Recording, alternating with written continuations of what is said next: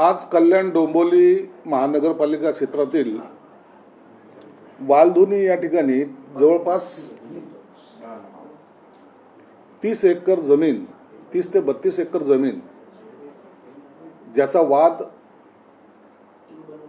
फार मोठ्या प्रमाणात चालू होता। त्यावर बुद्धा भूमी फाउंडेशनने आपला दावा सांगितला होता आणि त्यामुळं जो काही तणाव निर्माण झाला होता त्या तणावामुळे एखाद्या समाजावर अन्याय होतो की काय अशी भूमिका किंवा असं मत तेथील समाज बांधवाचं होतं आणि त्यासाठी आज माननीय खासदार श्रीकांत शिंदे साहेबांनी मला सूचना केली की आपण एक बैठक आयोजित करावी आणि हा वाद मिटवावा। हा वाद इतक्या टोकाला गेला होता की समाजामध्ये भांडणं लागतं की काय आणि त्याचा परिणाम त्या भागावर होतो की काय अशी परिस्थिती निर्माण झाली होती।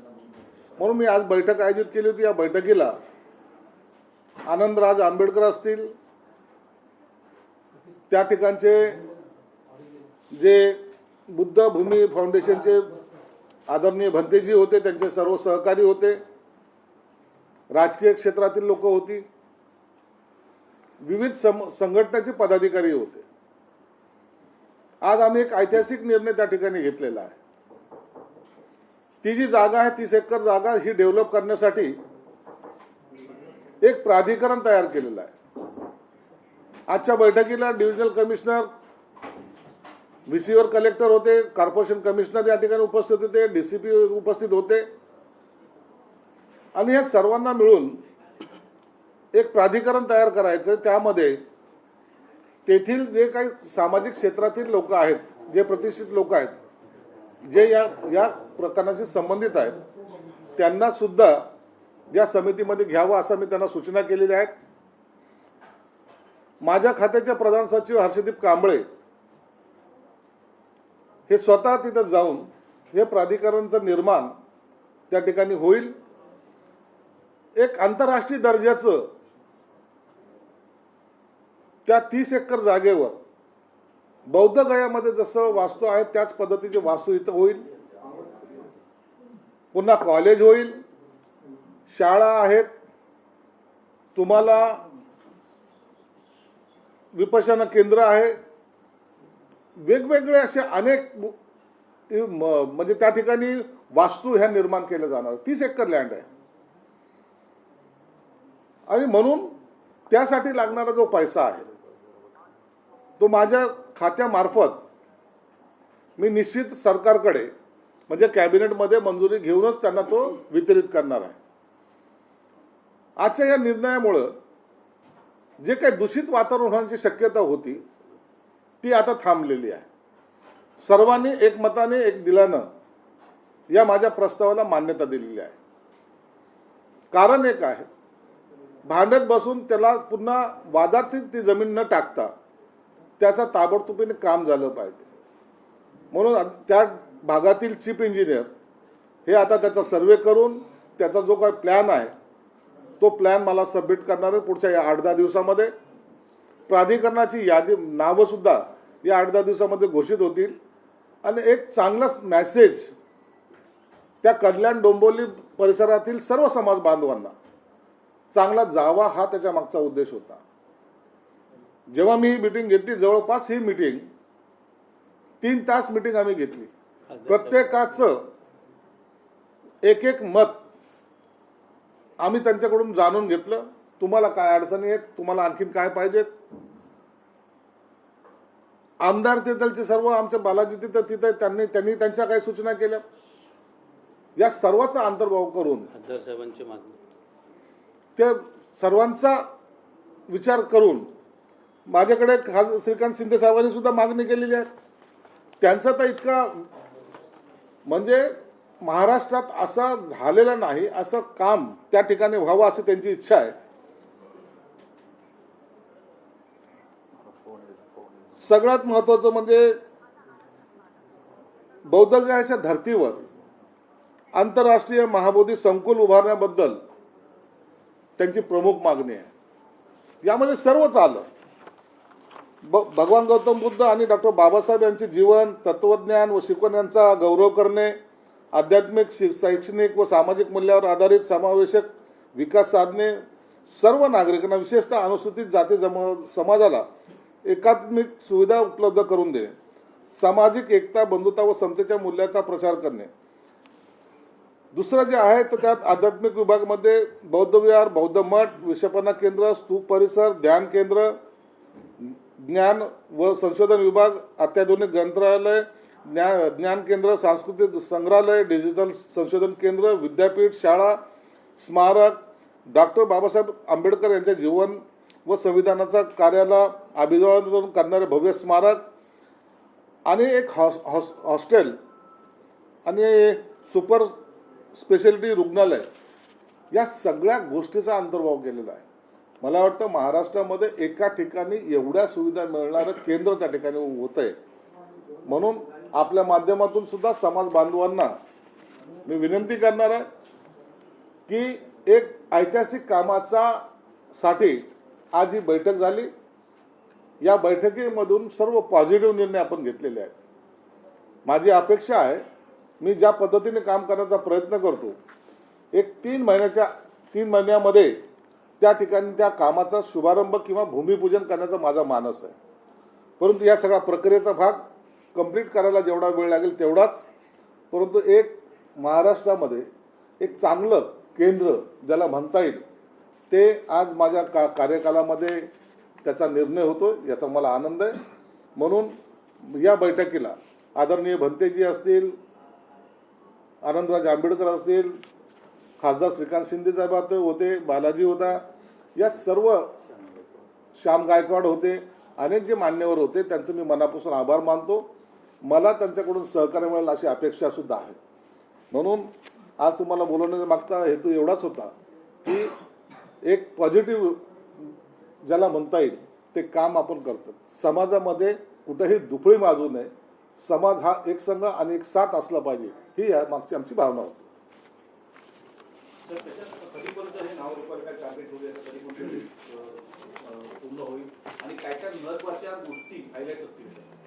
मी आताच सांगितलं की मी याच्यात प्राधिकरण आपण नेमतोय. प्राधिकरणामध्ये काही तिथलच्या लोकांच्या सूचना असतील, PMC नेमतोय, PMC त्याच्या पद्धतीने तो प्लॅन तयार करेल आणि सगळं ह्याच्यामध्ये आलेलं आहे.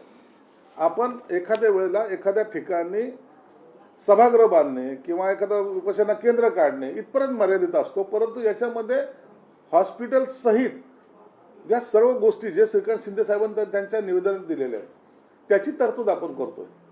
म्हणून हा इतका मोठा 30 एकर लँड कल्याण डोंबिवलीसारख्या ठिकाणी आणि त्याच्यावर हे उभा करणं, मला वाटतं हे बौद्धगयाच्या धर्तीवर त्याच्यापेक्षाही सुंदर करण्याचा आमचा प्रयत्न आहे.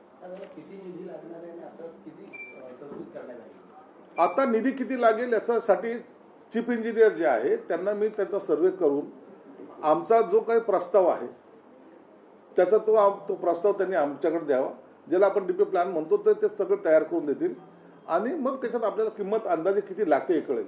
परंतु तरी पैशाची कमी पडणार नाही याची आम्ही काळजी घेऊ.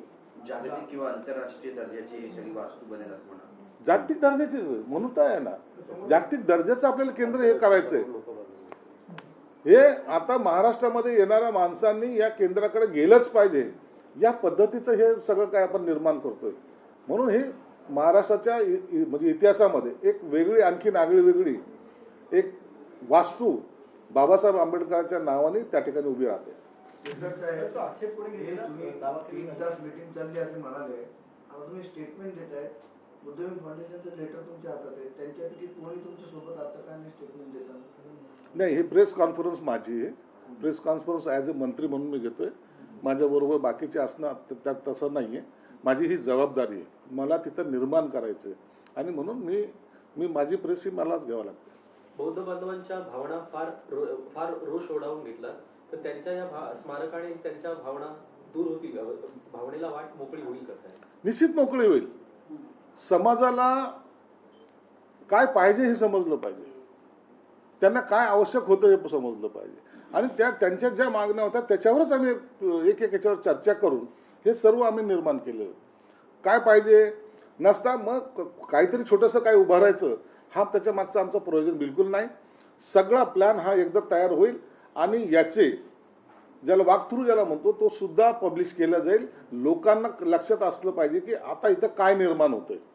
कुणालाही अंधारात ठेवून काहीतरी उभं करण्यापेक्षा लोकांना जर पाहिलं लोकांनी तर ते त्याच्यात सूचना सुद्धा करू शकतात. त्यात काही चेंजेस सुद्धा करायचे असेल तर ते सूचना सुद्धा आम्हाला करतील. सर, तुम्ही त्या तो drone जागेवर show घेतला होता. TDR चे घोटाळे झाले त्याचा उलगडा कसा करणार? TDR चे मोठे मोठे घोटाळे झालेले त्याच्यासाठी चौकशी करण्याची आम्ही आज त्यांना सूचना केलेल्या आहेत. तातडीने त्याची चौकशी करा. इव्हन श्रीकांत शिंदे साहेबांनी तर आम्हाला सांगितले की SIT चौकशीची आम्ही मागणी करत आहोत. त्याचाही विचार या कॅबिनेटमध्ये केला जाईल. सर, तुम्ही ड्रोन शो घेतला होता आणि ज्या पद्धतीनं काम केलं त्याची बरीचशी स्तुती होते. हा सुद्धा स्तुत्य असा उपक्रम नाही. निश्चित आहे. मी तुम्हाला हे सांगतो की महाराष्ट्रामध्ये एवढ्या मोठ्या जागेवर एखादी वास्तू उभी करणं हा मला वाटतं एक मानाचा तुरा ज्याला म्हणता येईल तो या महाराष्ट्राच्या इतिहासामध्ये रोवण्याचा आमचा प्रयत्न आहे. सर, भिक्खू संघ आणि त्याचबरोबर आनंदराज आंबेडकर दोन्ही बैठकीला होते, त्यांचं समाधान झालंय का? आणि दुसरी गोष्ट एक खूप म्हणजे येणाऱ्या किती काळापर्यंत हे पूर्ण काम होईल? आता ज्या बैठकीला आनंदराज आंबेडकर साहेब होते, भिक्खू संघाचे सर्व भंतेजी होते, त्यांचं सर्वांचं समाधान झाल्यानंतर आणि काही पदाधिकारी जे या चळवळीमध्ये अनेक वर्षापासून आहेत तेही होते, यांच्या सर्वांचं समाधान झाल्यानंतरच मी हे प्रेस घेतोय. म्हणून आता हे कामाची सुरुवात करायला जो काही टेक्निकल वेळ आहे मी तुम्हाला सांगितलं. आता हे प्राधिकरण झालं. प्राधिकरण झाल्याबरोबर त्या काळामध्येच चीफ इंजिनियर B&C हे त्याचे मला एस्टिमेट आणि सर्व देतील. तो जे काही प्रस्ताव आला तो महानगरपालिका आणि चीफ इंजिनियर B&C यांच्या माध्यमातून माझ्याकडे येईल आणि त्याला आम्ही तातडीने मंजुरी देऊ. याचा कालावधी किती असावा, आता बांधकामाची प्रक्रिया किती कालावधीपर्यंत चालेल हे अधिकारी जे चीफ इंजिनियर ते मला सांगतील. खासदार श्रीकांत शिंदे यांच्या पुढाकाराने हे सगळं काम होतंय काय म्हणतात? त्या मतदारसंघाचे ते खासदार आहेत आणि त्या मतदारसंघामध्ये असं एखादं मोठं काम होतं असेल तर त्याचा निश्चित अभिमान त्या मतदारसंघातील खासदार असेल आमदार असेल यांना असतो. म्हणून त्यांनी स्वतः पुढाकार घेतल्यामुळं हे प्रश्नसुद्धा मार्गी लागला आणि जो काही तणाव त्या ठिकाणी तयार झाला होता तोही निवळायला मदत झालेली आहे. राजकीय प्रश्न विचारायचे. गोकुळ गीते माघार घेण्यास तयार नाहीयेत आणि आज एकनाथ शिंदे यांची ते भेट घेणार असल्याची पण माहिती मिळते. नाशिकचा तिढा सुटणार आहे. विधान परिषदच्या या निवडणुकीमध्ये ज्या 2-3 ठिकाणी तिढा टोकाला गेलेला आहे तो सोडवण्याचं काम आम्ही करतोय. आम्ही जी काही पहिली घोषणा केली होती की 17च्या 17 जागा ह्या महायुतीच्या निवडून येणार आहेत त्या पद्धतीचा हा प्रयत्न आहे. नाशिकच्या जागेसंदर्भामध्ये सुद्धा जी काही उदय सामंत असतील, गिरीश महाजन असेल यांनी सुद्धा मध्यस्थी करायचा प्रयत्न केलेला आहे. मला वाटतं आज शिंदे साहेब सुद्धा बोलणार आहेत, देवेंद्र फडणवीस साहेब सुद्धा बोलतील आणि हा तिढा सुटेल. मला वाटतं जास्त ताणण्यापेक्षा आता माहिती म्हणून आम्ही एक संघ जे काम करतोय त्यांना ते सहकार्य सुद्धा करतील. नांदेडमध्ये भाजपच्या राजूरकरांच्या प्रचारामध्ये एकनाथ शिंदे यांच्या शिवसेनेचे आमदार हेमंत पाटील नाहीयेत. त्यावर प्रश्न त्यांना विचारला. ते म्हणाले की कोशाच्या दलाने माझे हात काळे करू इच्छित नाही. धनदांडग्यांची ही सगळी निवडणूक आहे. त्यांनी काय बोललो मी त्यांचं स्टेटमेंट ऐकलेलं नाही आहे. परंतु आता या निवडणुकीमध्ये ही जी विधान परिषदची असलेली आणि त्यातल्या त्यात कमी मतदार जे ठराविक मतदार असतात त्याच्यामध्ये काय नेमकं घडतं यावर भाष्य करणं उचित नाही. साहेब, सामाजिक दृष्टिकोनातून एक प्रश्न आहे.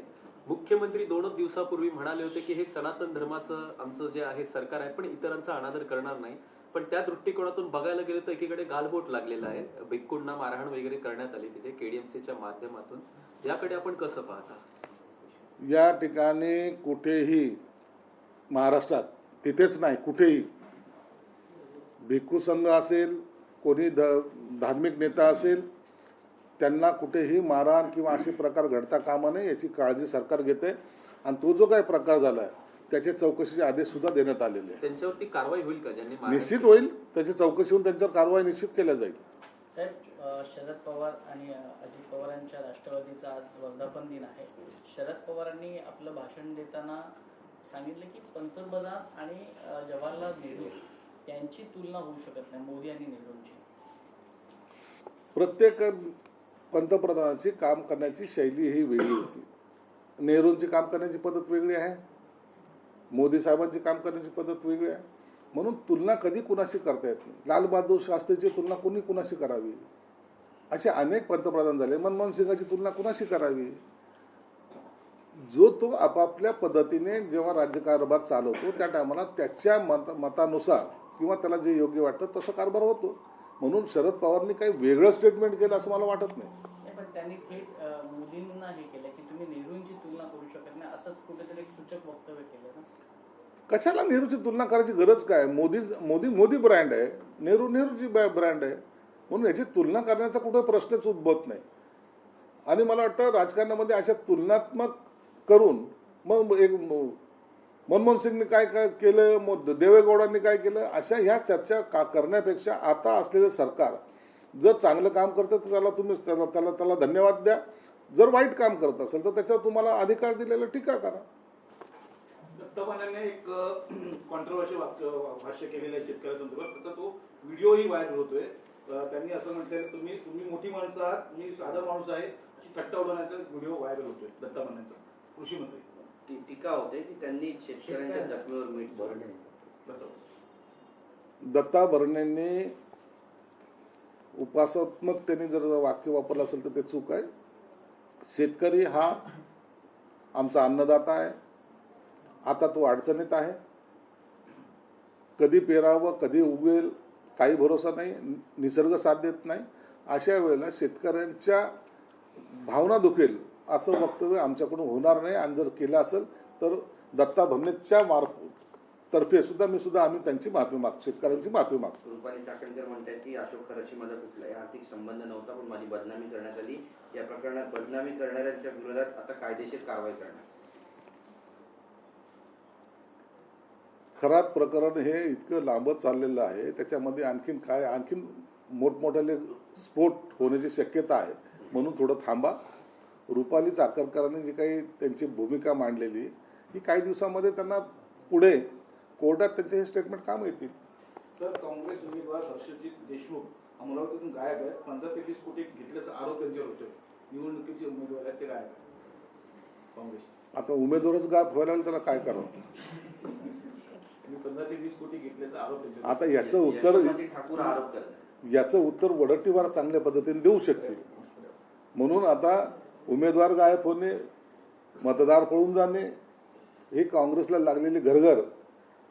कार्यकर्त्याला जेव्हा तुम्ही वेश्या म्हणता त्या टायमाला त्याचे परिणाम असे तुम्हाला दिसतीलच. ठाण्यात नुकतीच घडलेली घटना आहे. काल रात्री एका ड्रायव्हरने, परप्रांतीय ड्रायव्हरने एका स्थानिक रहिवाशाला मारहाण केली.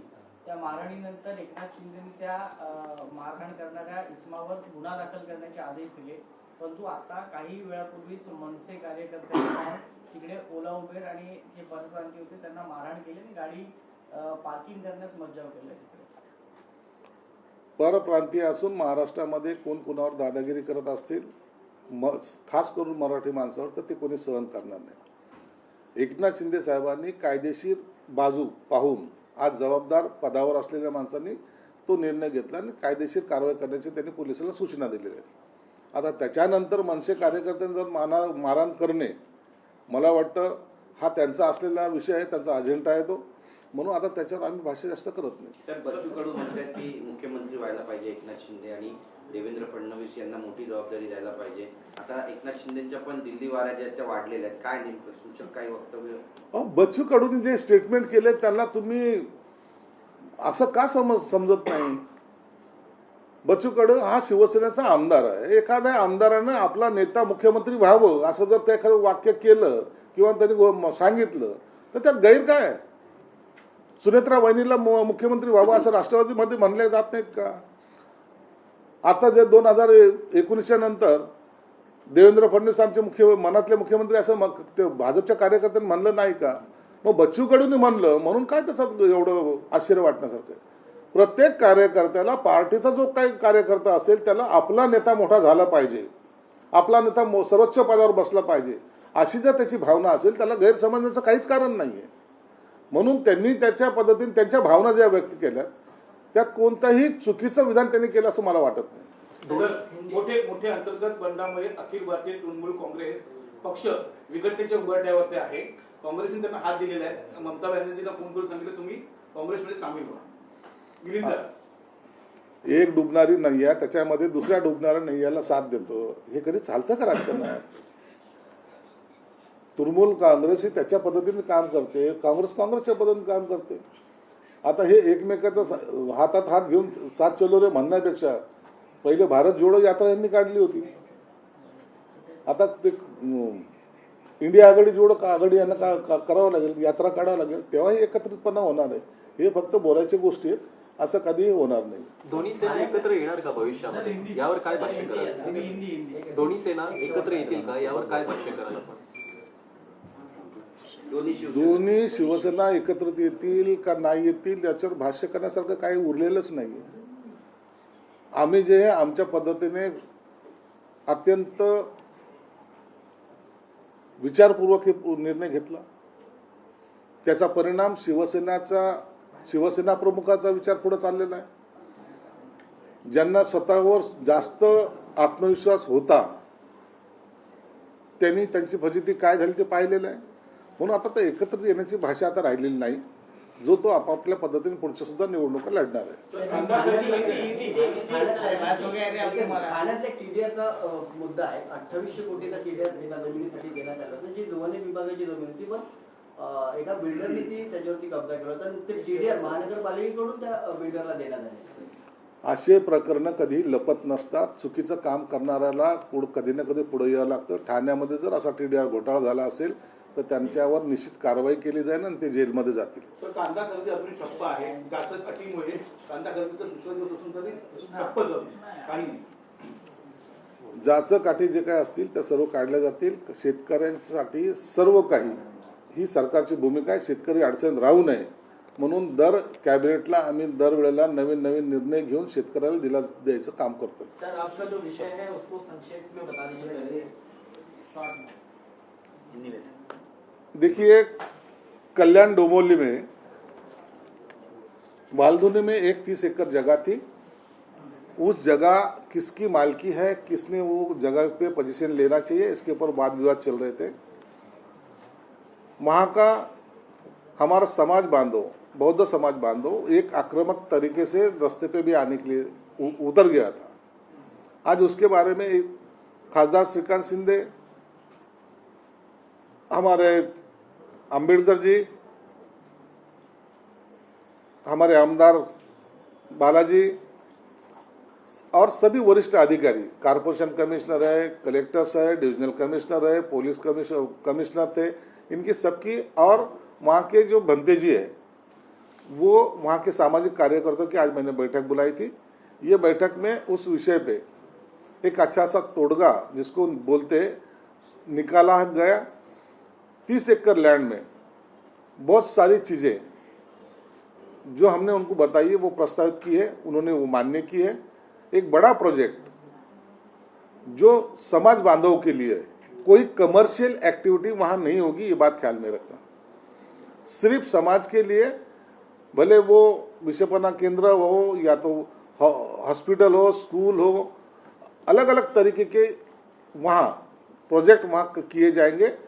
और महाराष्ट्र में नहीं, देश में एक अच्छा सा गौतम बुद्ध का स्टैचू, बाबा साहब का एक स्टैचू एक अच्छे तरीके से वहाँ बिठाया भी जाएगा. मुझे लगता है उसके लिए हमने एक प्राधिकरण तैयार किया है. प्राधिकरण में हमारे प्रधान सचिव और वहाँ के जो अधिकारी और कार्यकर्ता, इनका समावेश उसमें होने वाला है. मुझे लगता है आज के मीटिंग में ये सब बात होने की वजह से जो तनाव था वो निकल गया है. और अब आने वाले 2-3 महीने में वहाँ हमारे कामों की शुरुआत भी हो जाएगी. बौद्ध गया के तर्ज पे इसे विकसित किया जाएगा क्या? बौद्ध गया के तर्ज पे इसे बौद्ध गया के उससे ही अच्छा कैसे हो सकता है ये करने की हमारी कोशिश रहेगी. महाराष्ट्र में जो ऐतिहासिक स्थल है उसमें इस स्थल को भी गिना जाएगा, इतने अच्छे तरीके से किया जाएगा. और मेरे डिपार्टमेंट की तरफ से ये पूरी राशि उनको दी जाएगी. संजय राउत का ये कहना है कि अब वो समय आ गया है जब कांग्रेस से अलग हुए जो पार्टियां हैं उनको कांग्रेस में वापस विलय कर लेना चाहिए.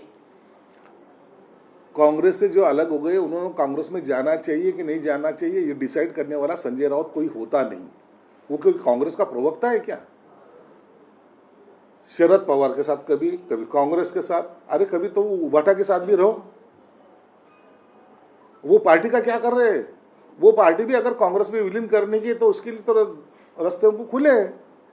मुझे लगता है कोई जो पार्टी, इतनी बड़ी पार्टी का प्रवक्ता बनने की संजय राउत ने अभी कोशिश नहीं करना।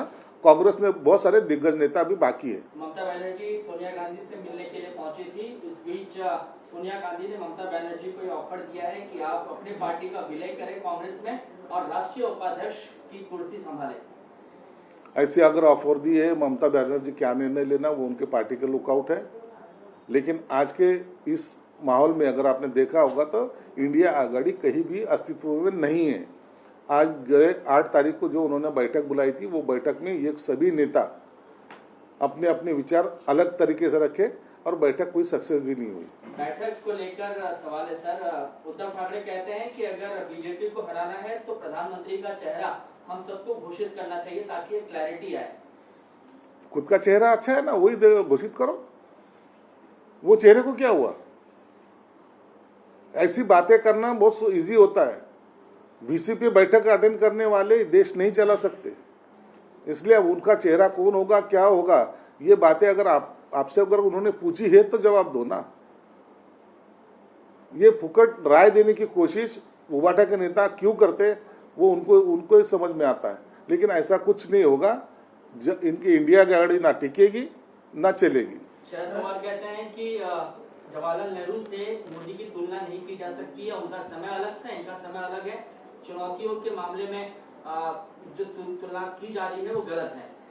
शरद पवार ज्येष्ठ नेता है, उनको वो जानते हैं। शरद नेहरू जी का जो कार्यकाल था वो कुछ अलग था। वो टाइम की हवाई कुछ अलग थी, वो टाइम की प्रगति कुछ अलग थी। अब हम 21वें शतक में हैं। आज का मोदी का सरकार है। मोदी एक अपने अलग स्टाइल से काम करते हैं। ये दोनों की तुलना ना कभी हो सकती है ना होगी। बीच में के काल्य पीरियड में जब राजीव गांधी आए थे, वहाँ कंप्यूटर का, बाले इलेक्ट्रॉनिक्स का ये दौर आया था। हर एक का अपने अपने दौर में काम करने का अलग तरीका होता है, इसलिए उसका कंपैरिजन कभी हो नहीं सकता।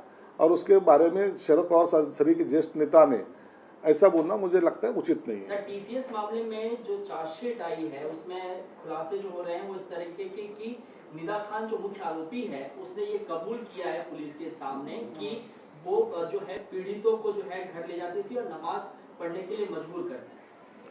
टीसीएस मामले में मैं पहले दिन से आपको कह रहा हूं कि निदा खान एक छोटी मोहरा है। ऐसे पूरे महाराष्ट्र में वो निदा खान फैली है। इनके करते कर्ता कुछ और लोग हैं। निदा खान 35 दिन मेरे शहर में 35 दिन रह चुकी थी। पटेल नाम के नगर सेवक ने उसको सहारा दिया था और वो इम्तियाज जलील जो एक्स एमपी है उनके कहने पे दिया था। ये बात वो मतीन पटेल ने उसके स्टेटमेंट में भी कही है। वो निदा खान भी उसके स्टेटमेंट में इसका नाम इम्तियाज जलील का जरूर आएगा। उसके बाद आपने देखा होगा कि पुणे में भी ये प्रकरण हो चुका है, संभाजीनगर में 2-3 जगह पे हो चुका है। ये मिली जुली साजिश है और ये साजिश अगर तोड़ना है तो इसके जड़ों को काटना पड़ेगा। इसलिए मैं हमेशा मांग कर रहा हूं कि इम्तियाज जलील को एक बार अंदर लाओ तो उसका मुखिया जो भी होगा वो सामने आएगा। सर, जिस तरीके से घाटकोपर की घटना ताजा रहते हुए फिर एक बार एक जाहिरात आई जिसमें नायगर की कंपनी की पोस्ट के लिए जो है गुजराती और मारवाड़ी को पहला प्रेफरेंस दिया गया इसके अंदर। फिर एक बार महाराष्ट्र में जिस तरीके से मराठियों की आवाज को कहीं ना कहीं दबाने की कोशिश की जा रही है, उसको लेकर आपकी क्या राय है? मराठी का आवाज ना कोई दबाएगा ना दबा सकता है। ये जो जाहिरात दी है ये जानबूझ के किसी ने जो छेड़ने की कोशिश की है, सरकार उसके ऊपर कार्रवाई करेगी। सर, कल जिस तरीके से कैब ड्राइवर ने जो है राज्य के उप मुख्यमंत्री ने उस पर 307 का गुना दाखिल करने का आदेश दिया। लेकिन मनसे द्वारा जो है अब जहाँ पे घटना हुई थी वहाँ पर लोग ओला और उबर चालक को जो है मारामारी की जा रही है। इस तरीके से जिसको मराठी नहीं आए उसको मारा जाए। थाना में जो घटना घटी है उसके ऊपर शिंदे साहब ने पुलिस को सख्त सूचना की है कि उसके ऊपर आरोप सिद्ध ये गुना दाखिल करो और पुलिसों ने वो कार्रवाई की है। अब मनसे का एक अपना अलग विषय रहता है, उन्होंने उसको मारहाण किए, उसके बारे में भी पुलिस अपने तरीके से योग्य कार्रवाई करेगी।